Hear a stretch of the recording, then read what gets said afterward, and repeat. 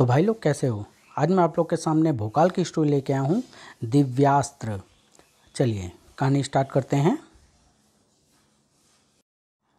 परीलोक से विनाश के बाद राजकुमार आलोक महागुरु भोकाल की चमत्कारी शक्तियों के साथ अपनी मां की खोज में विकासनगर पहुंचा तो वहीं का होकर रह गया और कहलाया मानवता और न्याय का रक्षक महाबली भोकाल।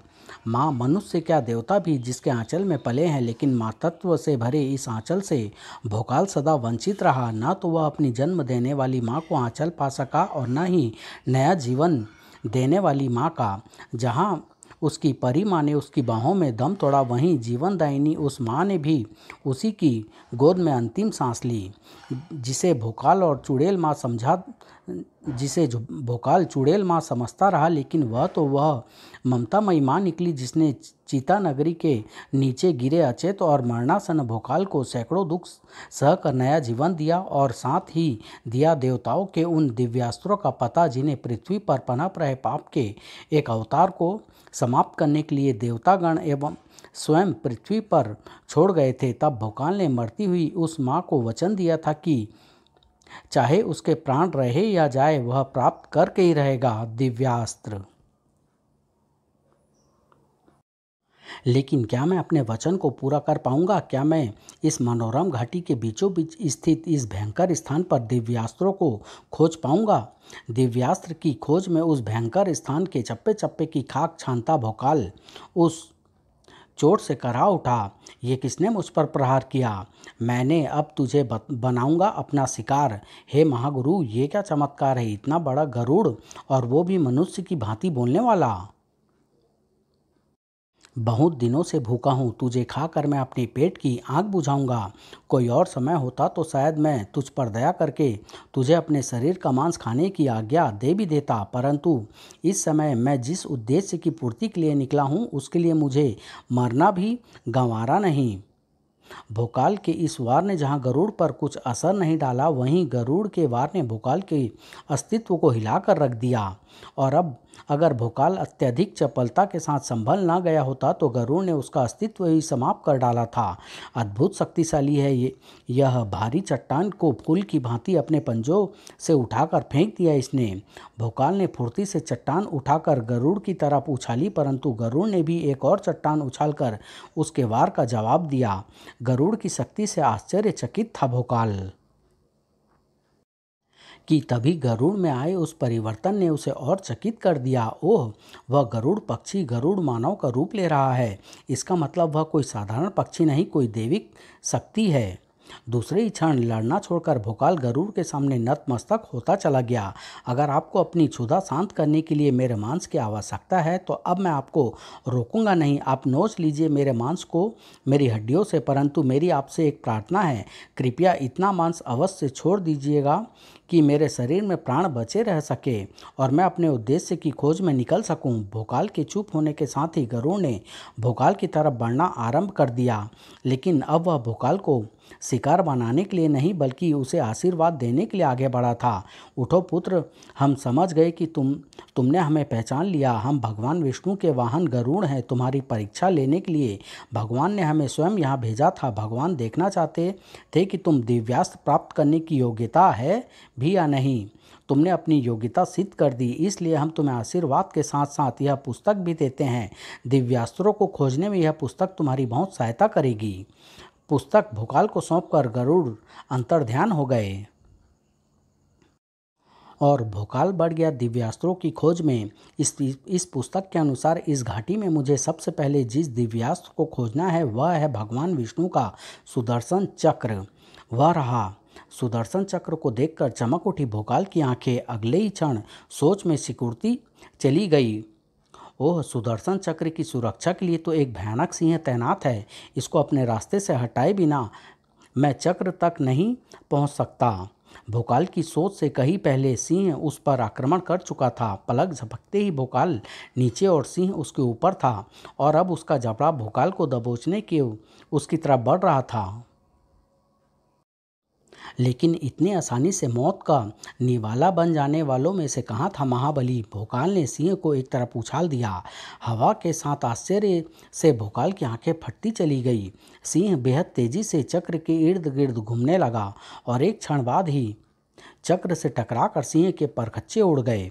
सन्न रह गया भोकाल। सुदर्शन चक्र बेहद तेज गति से घूम रहा है। उसके घूमने की गति की चपेट में जो भी आता है वह खींचता हुआ चक्र के केंद्र की तरफ बढ़ जाता है और फिर सैकड़ों टुकड़ों में बदल जाता है।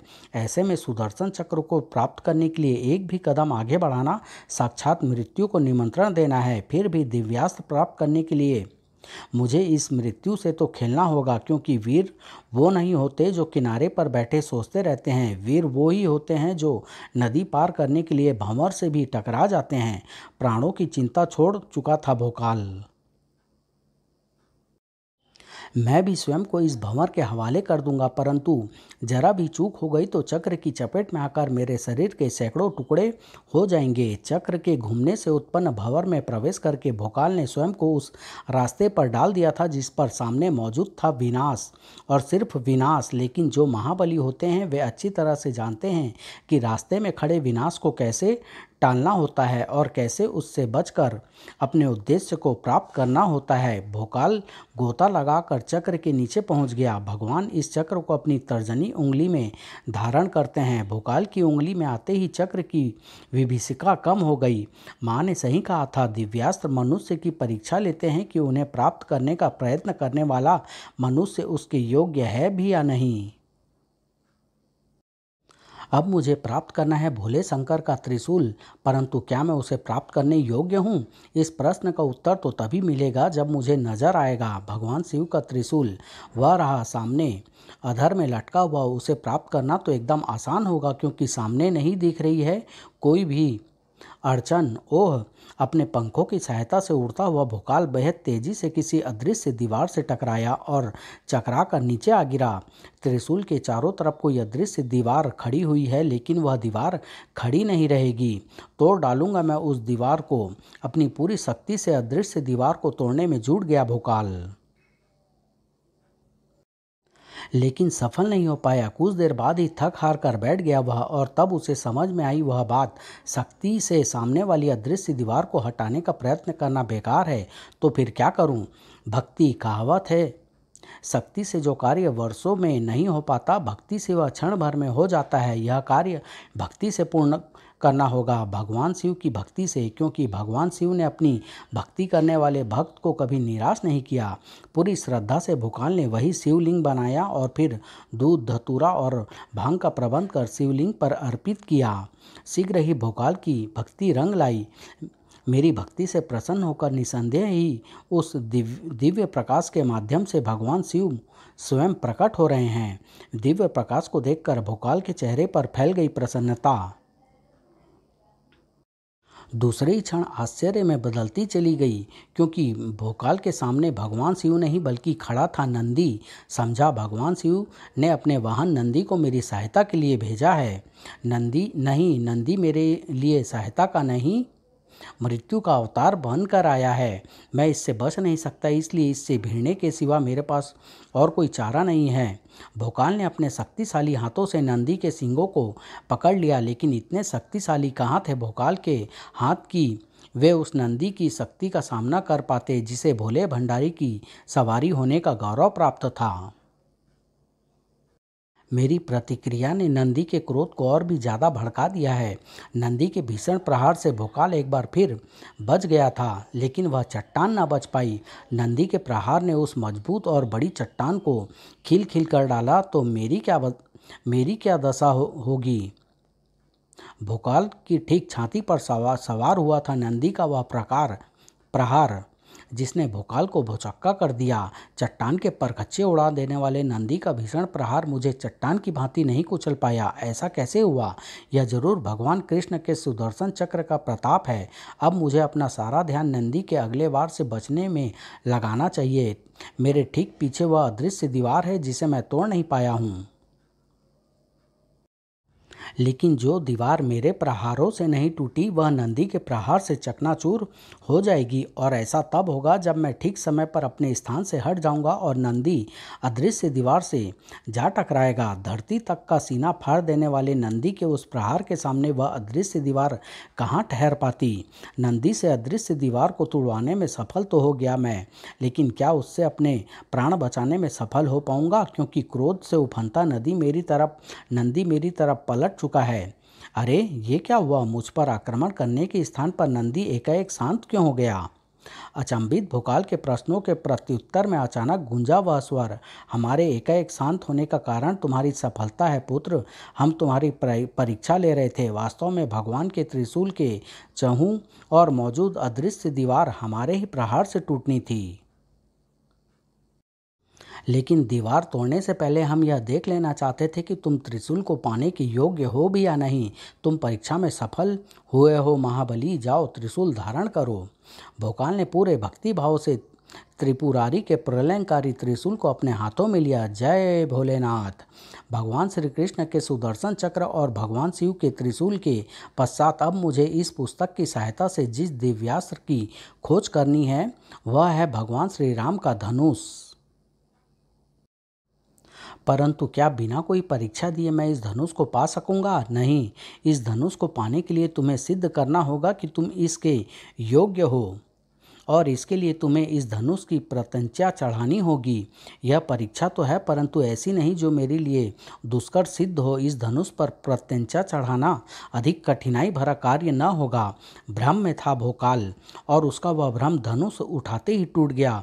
अपनी पूरी शक्ति लगाकर भी मैं प्रत्यंचा को धनुष के दूसरे छोर की तरफ खींचने में सफल नहीं हो पा रहा हूँ। अत्यंत दुष्कर कार्य है यह, लेकिन मानवता की रक्षा के लिए,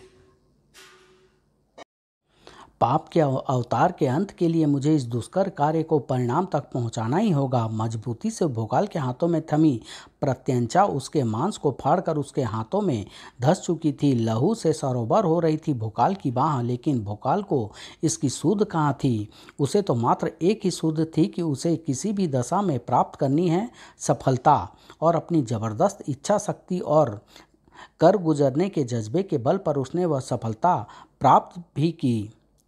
प्रत्यंचा चढ़ाने में सफल हुआ भोकाल। बहुत देर तक ऐसे हाँफता रहा मानो वह सैकड़ों कोस की दूरी को दौड़कर तय करके आया हो। जितने अद्भुत है भगवान श्री राम, उतना ही अद्भुत है पापियों का संहार करने वाला उनका यह धनुष।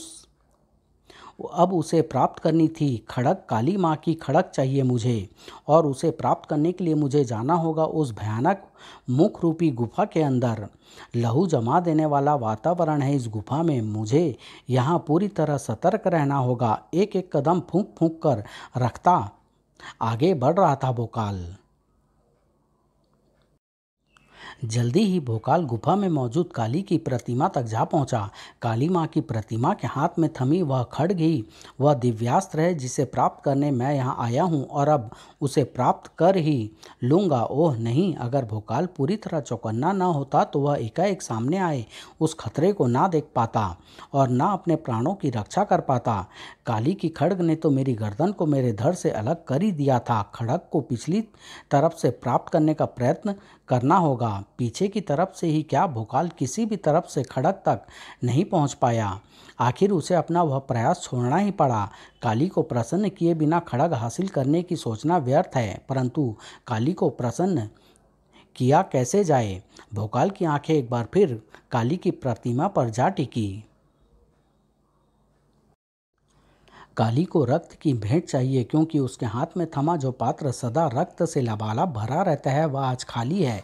खड़ग देने के लिए अगर काली को रक्त की भेंट चाहिए तो उसे मिलेगी, और जो रक्त काली को मिलेगा वह मेरा रक्त होगा। अरे यह क्या, खंजर के प्रहार ने तो मेरे हाथ पर खरोच भी न डाली, और जंगा से टकरा कर तो यह बुरी तरह मुड़ ही गया।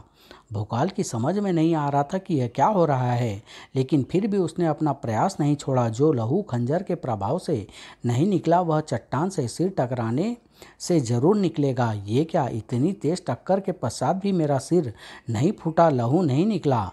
अब भोकाल के दिमाग ने काम करना प्रारंभ कर दिया। मेरे सैकड़ों प्रयासों के पश्चात भी शरीर से लहू की एक बूंद भी नहीं निकली है। इसका एक ही मतलब है कि इस स्थान पर किसी भी तरह अपने शरीर पर जख्म करना असंभव है, और इसी के साथ असंभव है काली माँ को रक्त की बलि देना। नहीं, असंभव कुछ नहीं है। काली माँ को रक्त मिलेगा, और ऐसा कैसे होगा मैं समझ गया। भोकाल दृढ़ कदमों से काली माँ की प्रतिमा की तरफ बढ़ गया, यह जानते बूझते कि काली की प्रतिमा के पास जाने का एक ही मतलब है, मौत। क्योंकि किसी के पास आते ही प्रतिमा के हाथ में थमी खड्ग तेजी से घूम जाती है, और उससे ना बचा जाए तो वह मौत दे देती है। खड़ग घूमी, लेकिन भोकाल नहीं बचा, क्योंकि वह बचने के लिए बढ़ा ही नहीं था, वह तो अपने शरीर की बलि देने के लिए बढ़ा था।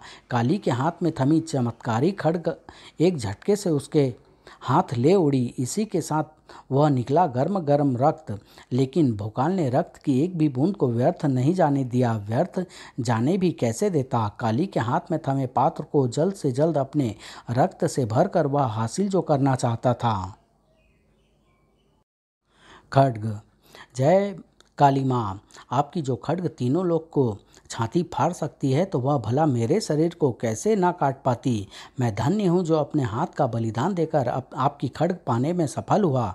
खड्ग तो तुमने पा ली पुत्र, परंतु इसे संभालने के लिए तुम्हें दोनों हाथ चाहिए। आश्चर्यजनक ढंग से भोकाल का कटा हुआ हाथ अपने स्थान पर आ जुड़ा। साक्षात काली भोकाल के सामने आ खड़ी हुई थी। तुमने हमें अपने रक्त की भेंट देकर यह सिद्ध कर दिया है कि साहस, बुद्धि, बल और बलिदान तुम में कूट कूट कर भरा हुआ है, और ये चार गुण जिस मनुष्य में हो, हर क्षेत्र में उसकी विजय निश्चित होती है। तुम भी विजयी होगे। धन्यवाद माँ काली। भोकाल को आशीर्वाद देकर काली अंतर्ध्यान हो गई, और फिर भोकाल चल पड़ा दूसरे दिव्यास्त्र की खोज में। अब अन्य दिव्यास्त्रों की तलाश है मुझे, जिसमें मुख्य है वीर हनुमान की प्रलयंकारी गदा, वह भगवान गणेश का चमत्कारी अस्त्र अंकुश। लेकिन इस स्थान पर अंकुश है कहाँ, कहीं दिखाई नहीं दे रहा, जबकि इस पुस्तक में लिखा है कि अंकुश सामने वाली गणेश की प्रतिमा के सामने ही रखा है। सामने तो गणेश जी के वाहन चूहों के सिवा कुछ नहीं है, सब कुछ चूहों से अटा पड़ा है। एक क्षण, अगर यहाँ की हर वस्तु चूहे से अटी पड़ी है, तो फिर निसंदेह चूहों के ढेर के नीचे ही कहीं होगा अंकुश। वह रहा। जैसे ही भोकाल ने गणेश की प्रतिमा के सामने से चूहों को हटाया, उसके नीचे रखा अंकुश नजर आने लगा। इसी के साथ इन दो आंखों में नजर आने लगी हिंसक चमक, और अपने शिकार पर झपट पड़ने के भाव। और निसंदेह उनका शिकार था भोकाल, जो अंकुश को उठाने अपना हाथ बढ़ा चुका था, लेकिन वह अंकुश को छू भी नहीं पाया कि उस पर टूट पड़ी वह प्रलय।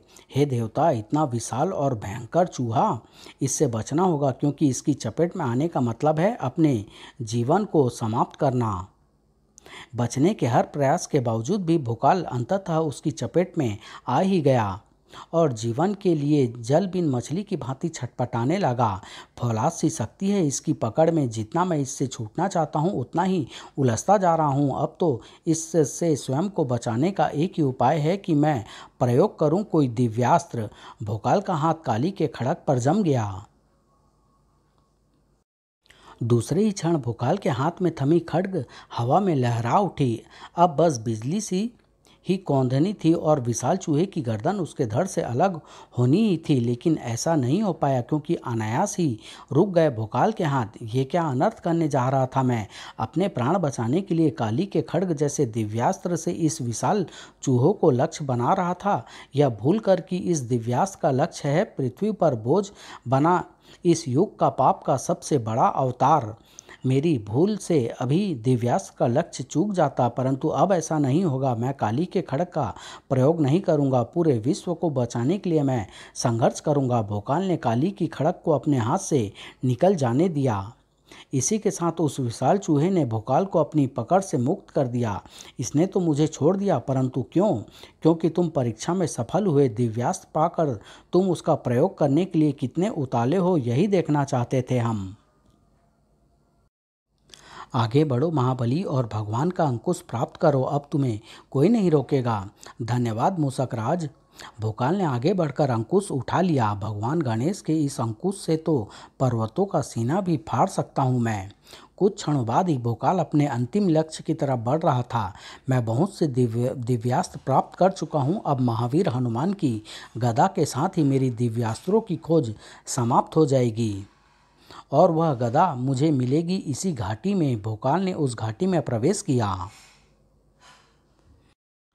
और शीघ्र ही हनुमान की प्रलयंकारी गदा तक जा पहुंचा। जो गदा पवन पुत्र हनुमान के हाथों में सुशोभित रहती थी, उसे उठाने के लिए मुझे अपनी समस्त शक्ति का प्रयोग करना होगा। पूरी श्रद्धा से गदा की तरफ उठते भोकाल के कदम अचानक लड़खड़ा गए। दूसरे ही क्षण जमीन पर पड़ा धूल चाटता नजर आ रहा था भोकाल। यह गदा हमारे पास वानर राज हनुमान की धरोहर है। इस पर सिर्फ वही मनुष्य अधिकार पा सकता है जो हमारे सरदार कपिराज को द्वंद्व में हरा दे। यह वानर साधारण तो लग रहा है, लेकिन इसमें अवश्य ही ऐसा कुछ होगा जो किसी के भी छक्के छुड़ा सकता है। इससे मुकाबला कांटे का होगा।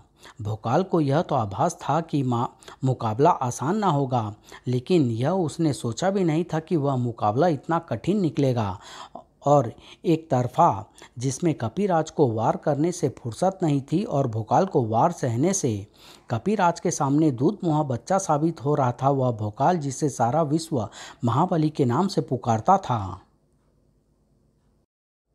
एकदम नौसिखिया नजर आ रहा था वह भोकाल जिसने अकेले अपने बल पर बड़े बड़े युद्ध जीते थे। इसके वारों में सैकड़ों हाथियों सा बल और शरीर में हजारों चीतों जैसी फुर्ती भरी हुई है। इसके प्रहारों के तूफान के आगे मेरी शक्ति तिनके के समान उड़ती नजर आ रही है। इस बार जो गिरा भोकाल, तो कपिराज ने उसे फिर उठने का अवसर नहीं दिया। मेरे पाँव के नीचे तुम्हारे दोनों हाथ दबे हैं वीर मनुष्य। अगर तुम इन्हें निकालने में सफल हो जाओ तो हम यह द्वंद्व तुमसे हार जाएंगे। इसकी शक्ति और फुर्ती का मुकाबला करना मेरे लिए कठिन है, इसलिए मुझे एक अवसर मिला है कि मैं इसके पाँव को उठाकर उसे पराजित कर दूं। यह तो मैं इसके पाँव को तिल भर भी नहीं हिला पाया, परंतु जो अवसर मुझे मिला है, अगर मैं उसमें चूक गया तो गदा के साथ साथ अपने प्राण भी खो दूंगा। इसलिए मुझे इस वानर के पाँव को अपने हाथों से उठाना ही होगा। कपिराज के पाँव को उठाने के प्रयास में दांव पर लगा हुआ था भोकाल का सारा बल, हर हाल में गदा पाने की सारी इच्छा शक्ति और सारी निष्ठा। जय बजरंग बली। ओह, भोकाल ने चमत्कार ही किया था, वह जिसने सभी वानर मानवों को चमत्कृत कर दिया। तुम धन्य हो महाबली। जिस पाँव को रावण के दरबार के बड़े बड़े महारथी हिला न सके, उसे तुमने उखाड़ फेंका। रावण के दरबार के महारथी, इसका मतलब आप महाबली अंगद हैं। मुझे क्षमा करे वानर श्रेष्ठ। उठो पराक्रमी, अपने पराक्रम से तुमने जो चमत्कार कर दिखाया है उसके लिए तुम क्षमा के नहीं, पवन पुत्र की गदा के हकदार हो। संभालो इसे। भोकाल ने हनुमान की गदा अपने हाथों में संभाली और बन गया दिव्यास्त्र धारक भोकाल। अब पूरी तरह तैयार था भोकाल पृथ्वी से पाप के अवतार का नाश करने के लिए। समाप्त।